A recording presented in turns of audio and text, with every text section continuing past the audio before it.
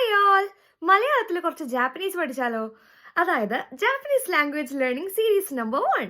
ഇന്ന് നമ്മൾ നോക്കാൻ പോകുന്നത് ജപ്പാനിലോട്ട് ട്രിപ്പ് വരുന്നവരോ അല്ലെങ്കിൽ ജാപ്പനീസ് ലാംഗ്വേജ് പഠിക്കാൻ തുടങ്ങുന്നവരൊക്കെ ആണെങ്കിൽ മസ്റ്റ് ആയിട്ട് അറിഞ്ഞിരിക്കേണ്ട 5 ഫ്രേസസ് ആണ്. ഓക്കെ, അപ്പൊ ആദ്യത്തെ ഫ്രേസ് എക്സ്ക്യൂസ് മീ, അതായത് സുമിമാസേൻ.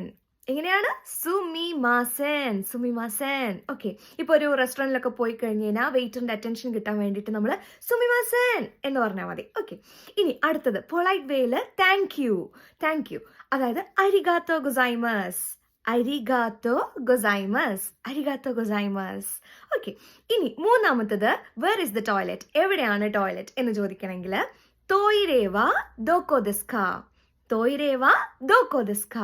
ഓക്കെ, ഇനി അടുത്തത്, ഇനി റെസ്റ്റോറൻറ്റിലൊക്കെ പോയി കഴിഞ്ഞ് കഴിഞ്ഞാൽ നമുക്ക് എന്തെങ്കിലും ഫുഡ് ഓർഡർ ചെയ്യണമെന്നുണ്ടെങ്കിൽ ആ മെനു കാണിച്ചു കൊടുത്തിട്ട് ആ ഭക്ഷണം നമ്മളിങ്ങനെ തൊട്ട് കാണിച്ചു കൊടുത്ത് ഒനേഗായിഷിമാസ് എന്ന് പറഞ്ഞാൽ മതി. ഇത് തരാൻ വേണ്ടി പറഞ്ഞാൽ മതി. ഓക്കെ, ഒനേഗായിഷിമാസ്. എങ്ങനെയാ? ഒനേഗായിഷിമാസ്. ഓക്കെ, അപ്പൊ 4 എണ്ണം കഴിഞ്ഞു.